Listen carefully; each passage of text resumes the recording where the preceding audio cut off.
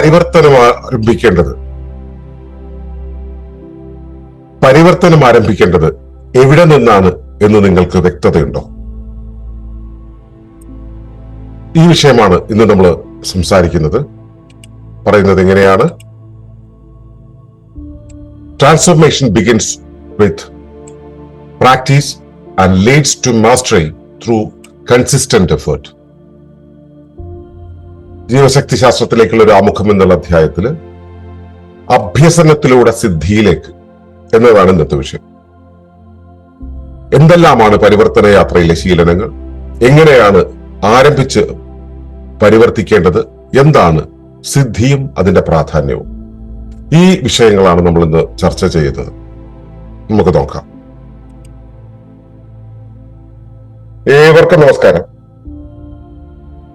ശുഭകരമാകട്ടെ, ഈ ദിനം സന്തോഷകരമാവട്ടെ, സൗഖ്യകരമാകട്ടെ. അനുഭവങ്ങളും അനുഭൂതികളും നമ്മെ ഏവരെയും നയിക്കുമാറാട്ടെ. നമ്മള് പ്രാണനത്തിലൂടെ എങ്ങനെയാണ് ഈ ഒരു പുതിയ ജീവിതാവസ്ഥയിലേക്ക് പോകേണ്ടത് എന്നുള്ളതിനെ കുറിച്ച് നമ്മൾ പല വിധത്തിൽ നമ്മൾ ഇവിടെ ചർച്ച ചെയ്തു വന്നു. അപ്പോ പ്രാണനം മാത്രമല്ല, പ്രാണനത്തിന് തൊട്ടു മുമ്പായിട്ട് പ്രാണനം ഇതിനെ ശരിയായ രീതിയിൽ ശരീര പദ്ധതിയെ ക്രമീകരിക്കാൻ വേണ്ടിയുള്ള ഒന്നാണെങ്കിൽ പ്രാണനം മാത്രമല്ല, പ്രാണനം അല്ലാതെ ശരീരത്തിന്, മനസ്സിന്, ജീവിതത്തിന്, ഇങ്ങനെ അന്നമയ കോശത്തിന്, മനോമയ കോശത്തിന്, പ്രാണമയ കോശത്തിന് ഒക്കെ ക്രമീകരണം വരുന്ന രീതിയിലേക്ക് കൊണ്ടുപോകുവാനാണ് നമ്മൾ ശ്രദ്ധിച്ചിട്ടുള്ളത്. അതിന്റെ പല സ്റ്റെപ്പുകളെ കുറിച്ചൊക്കെ നമ്മൾ പറഞ്ഞു. അപ്പൊ ഇതില് നമ്മൾ ഈ ഒരു യാത്രയിൽ നമ്മൾ എന്തിലൂടെ കടന്ന് എന്തിലൂടെയാണ് പോകേണ്ടത് എന്നുള്ളത് നമുക്ക് മനസ്സിലാകേണ്ടതുണ്ട്. നമ്മൾ ഇന്നലെ സംസാരിച്ചിരുന്നു. അതായത് നമുക്ക് പ്രാഥമികമായിട്ട് വേണ്ടത് അവയർനെസ് ആണ്. നമുക്ക് അതിനെക്കുറിച്ച് ബോധമുണ്ടാവണം. ആ ബോധത്തിലൂടെയാണ് നമ്മൾ പല വിധത്തിലുള്ള ട്രാൻസ്പാരൻസികളിലൂടെ കടന്നു പോകേണ്ടത്. പ്രകൃതിയോടുള്ള ആ ഒരു തുറന്ന നിലപാട്, അങ്ങനെ പ്രകൃതിയുമായിട്ട് എങ്ങനെയാണ് ചേർന്ന് പോവുക, അവിടെ തർക്കങ്ങളെ എങ്ങനെയാണ് ഒഴിവാക്കേണ്ടത്, നമ്മുടെ ശീലനങ്ങൾ, വിശ്വാസങ്ങൾ, ചിന്തകൾ, പെരുമാറ്റങ്ങൾ തുടങ്ങിയവയിലൊക്കെ എന്ത് മാറ്റം വരും, ഇങ്ങനെയുള്ള കാര്യങ്ങളെല്ലാം നമ്മൾ മനസ്സിലാക്കി. വൈകാരിക ബുദ്ധി ഉണ്ടാകേണ്ടതിന്റെ കാര്യം, ഒരു ലൈഫ് ഡിഗ്രി അറ്റൈൻ ചെയ്യേണ്ടതിന്റെ കാര്യം, ഇങ്ങനെയുള്ളതെല്ലാം നമ്മൾ മനസ്സിലാക്കി.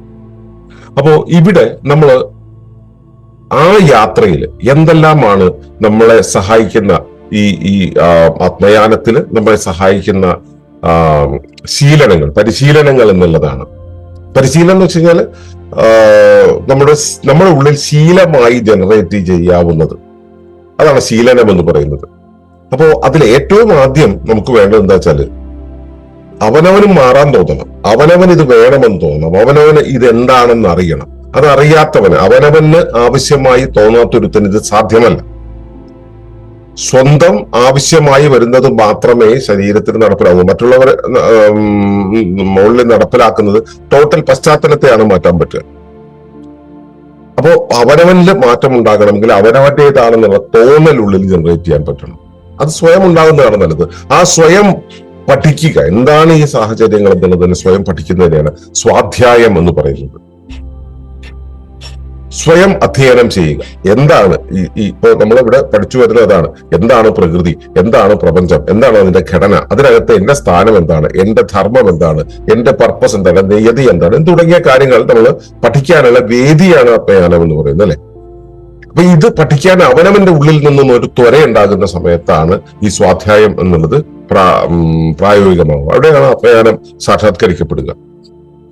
അപ്പോ ഈ സ്വാധ്യായം എന്നുള്ള ആ ഒരു അവസ്ഥയിലൂടെ എന്താണ് ഇതിന്റെ ആവശ്യകത എന്ന് മനസ്സിലാകുന്ന ഒരാൾക്ക് പിന്നെ വേണ്ടത് ഫിസിക്കൽ ട്രാൻസ്പാരൻസിയാണ്. ആ ഫിസിക്കൽ ട്രാൻസ്പാരൻസി ക്രിയേറ്റ് ചെയ്യാനുള്ള ബേസ് ഉണ്ടാക്കുന്നതാണ് ചയോഗ സാധന.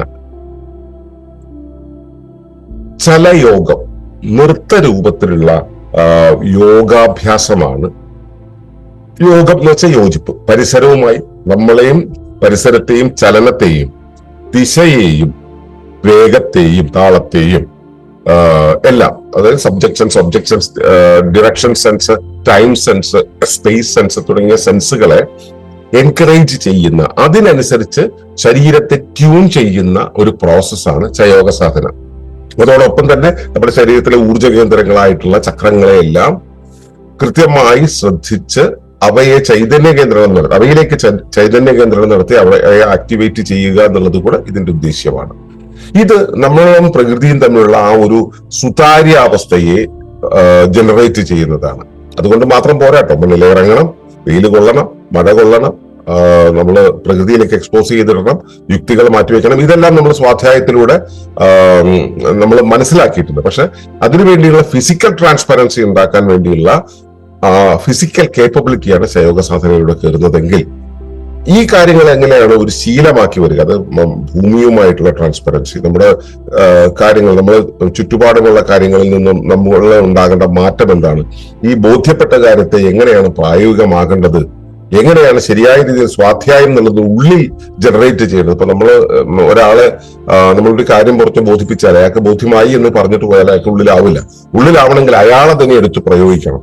അപ്പൊ അവിടെയൊക്കെയാണ് ഈ എന്താ പറയുക, സ്വാധ്യായം എന്നുള്ളത് വളരെ കൃത്യമായിട്ട് ഉള്ളിൽ ഏൽക്കാൻ വേണ്ടിയാണ് നമ്മൾ PSP എന്നുള്ള ഒരു പ്രോസസ്സിലൂടെ കടന്നു പോകുന്നത്. അവിടെ നമ്മൾ ഈ അറിഞ്ഞ കാര്യങ്ങളെ പ്രാക്ടീസ് ആക്കി മാറ്റുന്ന ഒരു പ്രാക്ടീസ് പ്രോട്ടോകോളാണ് ഈ PSP എന്ന് പറയുന്നത്. അത് വളരെ ക്രമബദ്ധമായിട്ടുള്ള ഒരു അഭ്യസന രീതിയാണ്.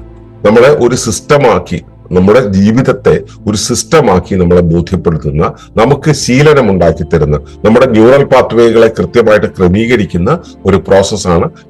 നമുക്ക് ബോധ്യപ്പെട്ട, അതായത് സ്വാധ്യായത്തിലൂടെ ബോധ്യപ്പെട്ടവയെ, ഇനി ബോധ്യപ്പെടാത്തതുണ്ടെങ്കിൽ സ്വാധ്യായം തുടങ്ങി അത് ശരീരത്തിനകത്ത്, മനസ്സിനകത്ത് ഒരു ശീലനമാക്കി മാറ്റി നിർത്തുന്ന ആ ഒരു പ്രാക്ടീസ് പ്രോട്ടോകോളാണ് PSP പറയുന്നത്. അപ്പൊ PSP ചെയ്യുമ്പോൾ അതിന് നമ്മൾ പ്രാക്ടീസ് ചെയ്ത് തുടങ്ങുന്ന ഒരു കാര്യം എന്ന് പറയുന്നത് പ്രാണന്റെ അഭ്യസനമാണ്, പ്രാണനം ആണ്.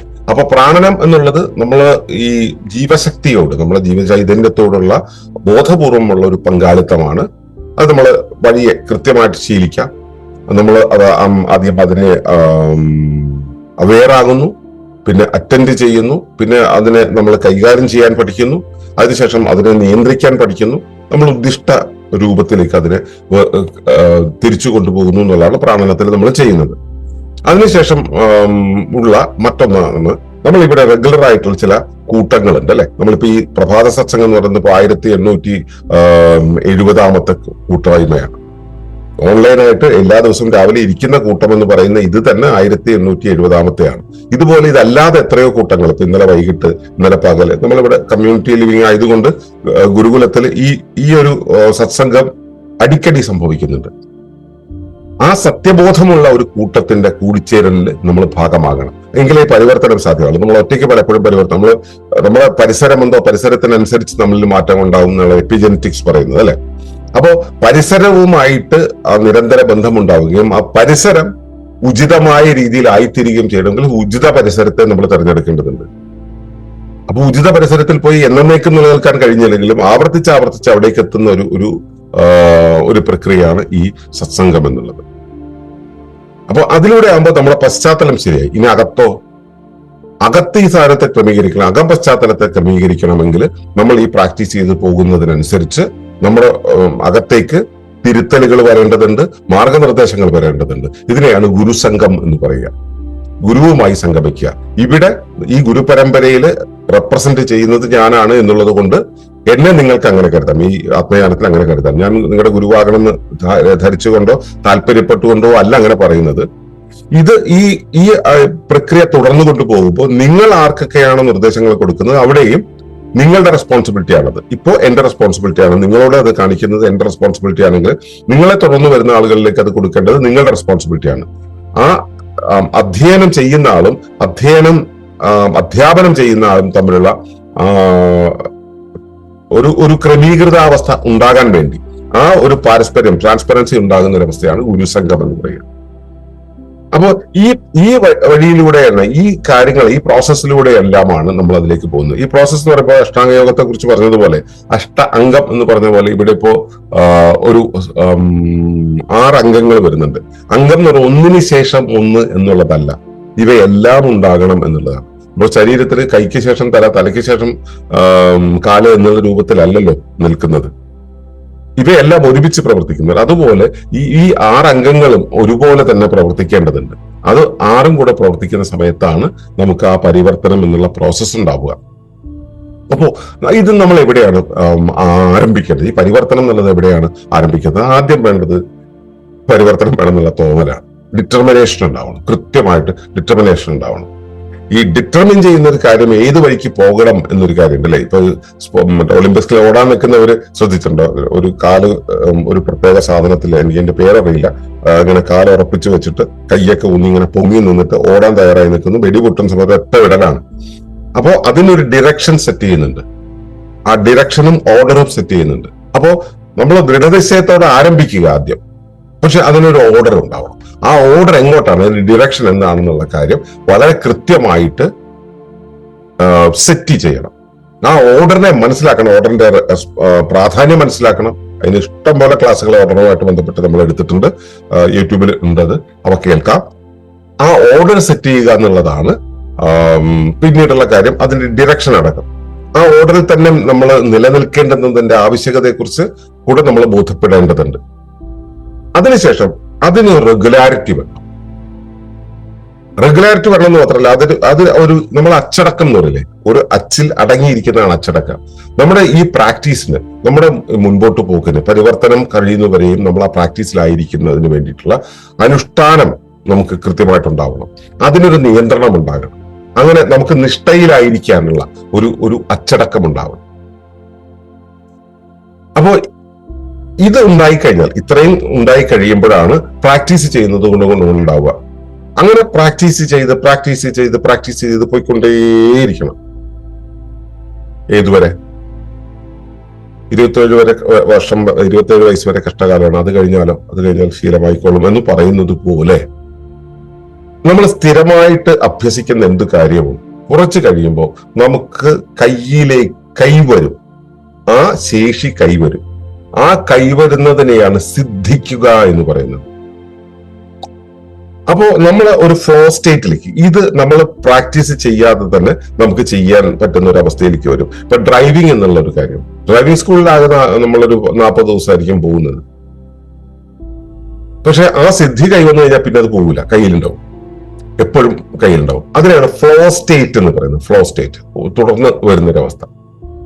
ആ ഫ്ലോ സ്റ്റേറ്റിലൂടെ പോവുക. അവിടെ വേണ്ടുന്ന കറക്ഷൻസ് ഒക്കെ ആശാന്റെ കയ്യിൽ നിന്ന് സ്വീകരിക്കുക. സമയോചിതമായിട്ട് ഗുരുവുമായിട്ട് ഇടപെട്ടിട്ട് തിരുത്തലുകൾ സ്വീകരിക്കുക. അതിനൊരിക്കലും മടി ഉണ്ടായിരുന്നു. ഞാൻ ഇതെല്ലാം പഠിപ്പിക്കുന്നു, ഞാൻ ഈ വഴിക്കെല്ലാം ആയിത്തീരുന്നു, ഒരുപാട് പേർക്ക് ഞാനിത് പകർന്നു കൊടുക്കുന്നുണ്ട്. എങ്കിലും ഇപ്പോഴും സമാധിയായ ഗുരുവിന്റെ പാദത്തിങ്കൽ ഞാൻ ചെന്ന് എന്നെ തിരുത്താറുണ്ട്. സമാധിയാകുന്നവർ, അദ്ദേഹം സമാധിയാകുന്നത് വരെയും അതിന് നേരിട്ട് പോയി ആ തിരുത്തലുകൾ വാങ്ങിക്കാറുണ്ട്. ഇപ്പോ അത് നമ്മുടെ ഉള്ളിലാണ് കറക്ഷൻ നടക്കുന്നത്, പക്ഷെ അദ്ദേഹത്തിന്റെ പക്കലേക്ക് പോകുവാനുള്ള മാനസികാവസ്ഥ എനിക്കുണ്ട്. ഇതുപോലെ നമ്മൾ തുടരണം. അപ്പോ ആദ്യം വേണ്ടത് ആ തീരുമാനമാണ്, പിന്നെയാണ് ഓർഡർ വേണ്ടത്. അതിനുശേഷം നമുക്ക് അച്ചടക്കം വേണം, പിന്നെ പ്രാക്ടീസ് ചെയ്യണം, അത് ഫ്ലോ സ്റ്റേറ്റിലേക്ക് എത്തിക്കണം. ആ ഫ്ലോ സ്റ്റേറ്റിൽ എത്തിക്കഴിയുമ്പോൾ പിന്നെ നമ്മുടെ ജീവിതകാലം മുഴുവൻ ഇങ്ങനെ പോയിക്കൊണ്ടിരിക്കും. ഒടുവിൽ ആണ് നമ്മൾ ആ ഫ്ലോ സ്റ്റേറ്റിന്റെ ഒരു പാരമ്യം എത്തുക എന്നുള്ളത് നമ്മുടെ ധർമ്മ പൂർത്തീകരണത്തിന്റെ സമയത്താണ്. അപ്പോഴാണ് കൈവല്യം എന്നുള്ളൊരു അവസ്ഥയ്ക്ക് എത്തുക. പിന്നെ സിദ്ധിയുടെ ഒരു കാര്യത്തെ കുറിച്ച് ഞാൻ പറയുമ്പോൾ മനസ്സിലാക്കുക, സിദ്ധി എന്ന് പറയുന്നത് എന്താ വെച്ചാൽ നമ്മൾ നിരന്തരം പ്രാക്ടീസ് ചെയ്യുന്നതിലൂടെ നമ്മുടെ ശരീരത്തിന്റെ ധർമ്മങ്ങളുണ്ട്, ധർമ്മശേഷി ഉണ്ടല്ലോ, ഒരു കാര്യം ധർമ്മം ചെയ്യാനുള്ള നമ്മുടെ ശരീരത്തിന്റെ ഫാക്കൽറ്റി ഉണ്ടല്ലോ, ആ ഫാക്കൽറ്റി അതിന്റെ സമഗ്രമായ അവസ്ഥയിൽ സ്വയം ബോധ്യപ്പെടും. അതിനുള്ള ആ വഴക്കം എന്നുള്ള ഒരവസ്ഥ കൃത്യമായിട്ട് പ്രവർത്തിക്കാൻ തുടങ്ങും. ആ വഴക്കം തഴക്കമായിട്ട് മാറും. ഒന്ന്, അത് സ്വയം അവെയർ ആകുന്നുള്ളതാണ്. ഇപ്പൊ എനിക്ക് ഇപ്പോ ഒരു ആണിയെടുത്ത് ചുറ്റിക കൊണ്ട് അതിന്റെ മുകളിൽ ഒരു പ്രതലത്തിലേക്ക് തല്ലിക്കയറ്റണം എന്നുണ്ടെങ്കിൽ ഒരു കുട്ടിയുടെ കയ്യിലാണ് കിട്ടുന്നതെങ്കിൽ അത് ഉടനെ നമ്മുടെ കയ്യിൽ കൊണ്ടുതരും. ഇത് ആടി അടിച്ച് കയറ്റിത്തരാൻ പറയും. കാരണം അവനെ അറിയാം അത് ചെയ്യാൻ കഴിയില്ല. നമുക്ക് കിട്ടിയ ഉടനെ തന്നെ നമ്മൾ ചെയ്തു തുടങ്ങും. നമ്മളും ഇത് പേന മാത്രം പിടിച്ച് ശേഷിയുള്ള ഒരാളാണെങ്കിൽ ഉടനെ തന്നെ അല്പം അശ്വരിപ്പണിയൊക്കെ ചെയ്യുന്ന വീട്ടിലെ ഒരു അംഗത്തെ വിളിച്ചിട്ട് എടാ ഇതൊന്ന് ചെയ്ത് തന്നേക്കെന്ന് പറഞ്ഞിട്ട് നമ്മൾ അങ്ങോട്ട് കൊടുക്കും. അവനെ സംബന്ധിച്ച് അത് വാങ്ങിക്കുന്നു ചെയ്യുന്നു, കാരണം അദ്ദേഹത്തിന് പ്രാവീണ്യമുണ്ട്. അപ്പോ ഇത് ചെയ്യാൻ കഴിയും എന്നുള്ള സ്വയമേവയുള്ള തിരിച്ചറിവുണ്ടല്ലോ, ആ സ്വയമേവ ഉള്ള തിരിച്ചറിവ് ഈ ഉപകരണത്തെക്കുറിച്ച് പ്രതലത്തെക്കുറിച്ച് പശ്ചാത്തലത്തെക്കുറിച്ച് തന്റെ ശേഷിയെക്കുറിച്ച് അത് ചെയ്യുന്നതിന്റെ രീതിയെക്കുറിച്ച് അതിന്റെ ആക്കത്തെക്കുറിച്ച് ഒക്കെ സമഗ്രമായ ഒരു ബോധം, ആ സമഗ്രമായ ബോധം എന്നുള്ളത് പ്രാക്ടീസിലൂടെ അനുഭവത്തിലൂടെ മാത്രം ഉണ്ടാകുന്നതാണ്. ശിക്ഷിതാവബോധത്തിലൂടെ മാത്രം ഉണ്ടാകുന്നതാണ്. ഈ ശിക്ഷിതാവബോധം ഉണ്ടെങ്കിൽ ആ ഉണ്ടാകുന്ന വ്യക്തിക്ക് വഴക്കമുണ്ടായിരിക്കും, ഫ്ലെക്സിബിലിറ്റി ഉണ്ടായിരിക്കും.